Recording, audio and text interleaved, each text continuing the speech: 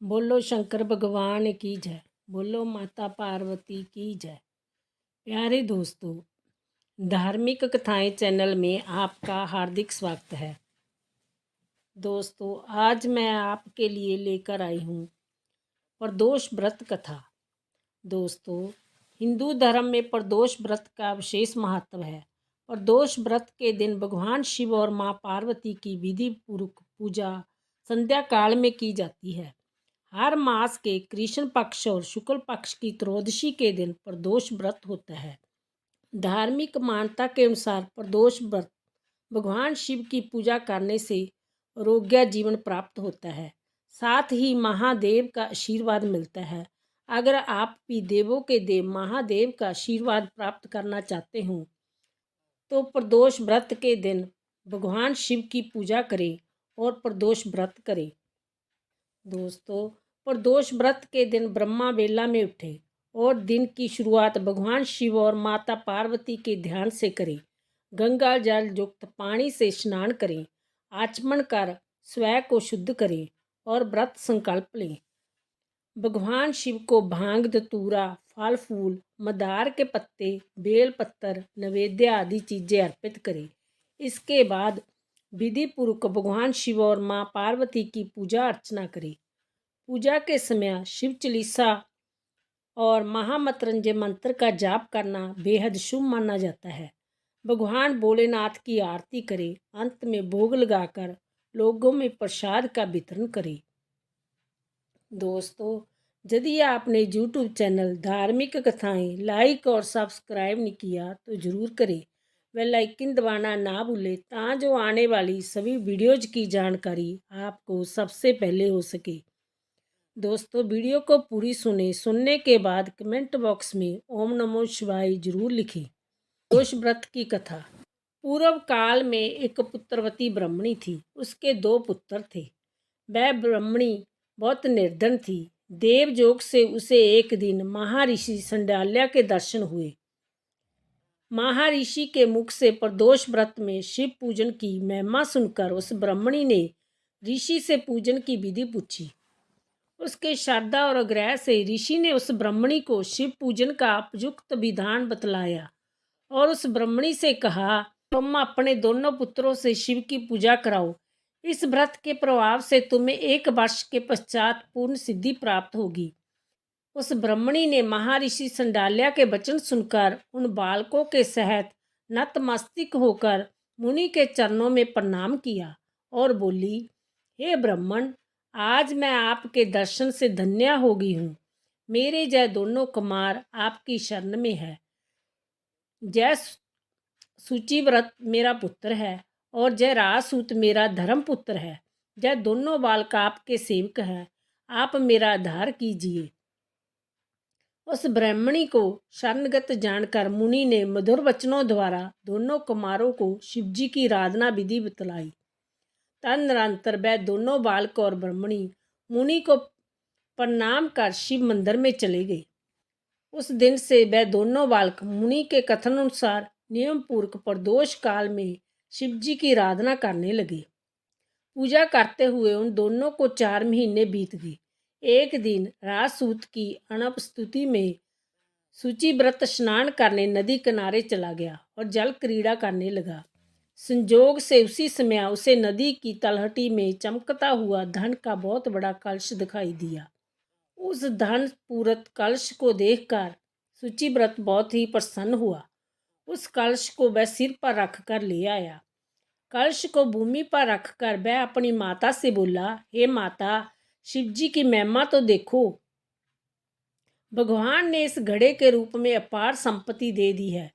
उसकी माता घड़े को देखकर आश्चर्य करने लगी और राजसूत को बुलाकर कहा, बेटा मेरी बात सुनो, तुम दोनों इस धन को आपस में आधा आधा बांट लो। माता की बात सुनकर सूचिव्रत अत्यंत प्रसन्न हुआ, परंतु राजसूत ने अपनी असहमति प्रकट करते हुए कहा, हे माँ, जय धन तेरे पुत्र के पुण्य से उसे प्राप्त हुआ है। मैं इससे किसी प्रकार का हिस्सा लेना नहीं चाहता, क्योंकि अपने किए हुए कर्म का फल मनुष्य स्वयं ही भोगता है। इस प्रकार शिव पूजन करते हुए एक ही घर में उन्हें 1 वर्ष व्यतीत हो गया। एक दिन राजकुमार ब्रह्मणी के पुत्र के साथ बसंत ऋतु में वन विहार करने के लिए गया। वह दोनों जब साथ साथ वन से बहुत दूर निकल गए तो उन्होंने वहां पर सैकड़े गंधर्व कन्याएं खेलती हुई दिखाई पड़ी।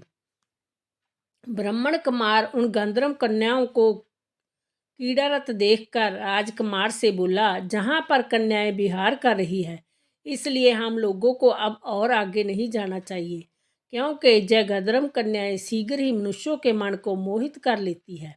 इसलिए मैं तो इन कन्याओं से दूर ही रहूंगा। परंतु राजकुमार उसकी बात अनसुनी कर कन्याओं के विहार स्थल में निर्भीक भाव से अकेला ही चला गया।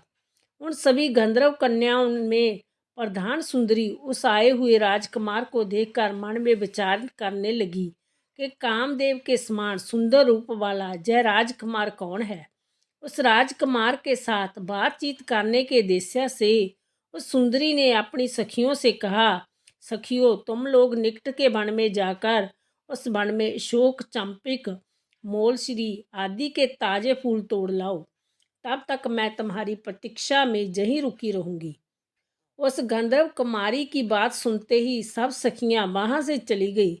सखियों के जाने के बाद वह गंधर्व कन्या उस राजकुमार को स्थिर दृष्टि से देखने लगी। उन दोनों में परस्पर प्रेम का संचार होने लगा। गंधर्व कन्या ने राजकुमार को बैठने के लिए आसन दिया। प्रेम लाभ के कारण राजकुमार के सहवास के लिए वह सुंदरी व्याकुल हो उठी और राजकुमार से प्रश्न करने लगी, हे कमल के समान नेत्रों वाले, हे कमल के समान नेत्रों वाले, आप किस देश के रहने वाले हैं? आपका जहां आना क्यों कर हुआ? गंधर्व कन्या की बात सुनकर राजकुमार ने उत्तर दिया, मैं विदर्भ राज का पुत्र हूँ। मेरे माता पिता स्वर्गवासी हो चुके हैं। शत्रुओं ने मुझसे मेरा राज्य हड़प लिया है। राजकुमार ने अपना परिचय देकर उस गंधर्व कन्या से पूछा, आप कौन है, किसकी पुत्री हैं और इस वन में किस उद्देश्य से आई हैं? आप मुझसे क्या कहना चाहती हैं? राजकुमार की बात सुनकर गंधर्व कन्या ने कहा, मैं विदर्भ नामक गंधर्व की पुत्री आशुमती हूँ। मैं आपको देखकर आपसे बातचीत करने के लिए ही जहाँ पर सखियों का साथ छोड़कर रह गई हूँ। मैं गान विद्या में निपुण हूँ। मेरे गाने पर सभी देवगनाएं रीझ जाती है। मैं चाहती हूँ कि आपका और मेरा प्रेम सर्वदा बना रहे। इतनी बात कहकर उस गंधर्व कन्या ने अपने गले का बहुमूल्य मुक्ताहार राजकुमार के गले में डाल दिया। उन दोनों के प्रेम का प्रतीक बन गया। इसके पश्चात राजकुमार ने उस कन्या से कहा, हे सुंदरी, तुमने जो कुछ कहा है वह सब सत्य है, लेकिन आप राजविहीन राजकुमार के पास कैसे रह सकेंगी? आप अपने पिता की अनुमति लिए बिना मेरे साथ कैसे चल सकेंगी? राजकुमार की बात पर वह कन्या मुस्कुराकर कहने लगी, जो कुछ भी हो मैं अपनी इच्छा से आपका वर्ण करूंगी। अब आप परसों प्रातःकाल जहाँ पर आइए। मेरी बात कभी झूठी नहीं हो सकती। गंधर्व कन्या ऐसा कहकर पुनः अपनी सखियों के पास चली गई।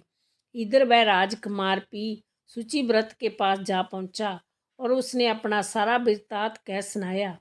इसके बाद में वह दोनों घर को लौट गए। घर पहुंचकर उन लोगों ने ब्रह्मणी से सब हाल कहा, जिसे सुनकर वह हर्षित हुई। गंधर्व कन्या द्वारा निश्चिंत दिन को वह राजकुमार सूचिव्रत के साथ उसी वन में पहुंचा। गंधर्वराज ने उन दोनों कुमारों का अभिनंदन करके उन्हें सुंदर आसन पर बिठाया और राजकुमार से कहा, मैं परसों कैलाशपुरी को गया था। वहां पर भगवान शंकर पार्वती जी के सहित विराजमान थे। उन्होंने मुझे अपने पास बुलाकर कहा, पृथ्वी पर राजाच्युत होकर धर्मगुप्त नामक राजकुमार घूम रहा है। शत्रुओं ने उसके वंश को नष्ट भ्रष्ट कर दिया है। वह कुमार सदा ही भक्तिपूर्वक मेरी सेवा किया करता है, इसलिए तुम उसकी सहायता करो, जिससे वह अपने शत्रुओं पर विजय प्राप्त कर सके। इसलिए मैं भगवान शिव जी की आज्ञा से अपनी पुत्री अंशुमती आपको सौंपता हूँ। मैं शत्रुओं के हाथ में गए हुए आपके राज्य को वापस दिला दूंगा। आप इस कन्या के साथ 10,000 वर्षों तक सुख भोग कर शिवलोक को चले जाएंगे। शिवलोक में जाने पर भी मेरी पुत्री इसी शरीर से आपके साथ रहेगी। इतना कहकर गंधर्व ने अपनी पुत्री का विवाह राजकुमार के साथ कर दिया। दहेज में नेक बहुमूल्य रत्न, वस्त्र, रथ आदि प्रदान किए। इसके अतिरिक्त दास दासियां तथा शत्रुओं पर विजय पाने के लिए गंधर्वों की चतुरंगनी सेना भी दी। राजकुमार ने गंधर्वों की सहायता से शत्रुओं को नष्ट कर दिया और वह अपने नगर में प्रविष्ट हुआ। मंत्रियों ने राजकुमार को सिंहासन पर बैठाकर राज्याभिषेक किया। अब वह राजकुमार राज सुख भोगने लगा। जिस दरिद्र ब्राह्मणी ने इसका पालन पोषण किया था, उसे ही राजमाता के पद पर आसीन किया गया। वह सूची व्रत ही उसका छोटा भाई बना। इस प्रकार प्रदोष व्रत में शिव पूजन के प्रभाव से वह राजकुमार दुर्लभ पद को प्राप्त हुआ। जो मनुष्य प्रदोष काल में अथवा नित्य ही इस कथा का श्रवण करता है, वह निश्चय ही सभी कष्टों से मुक्त हो जाता है और अंत में परम पद का अधिकारी बनता है। बोलो शिव शंकर भोलेनाथ की जय। बोलो माता पार्वती जी की।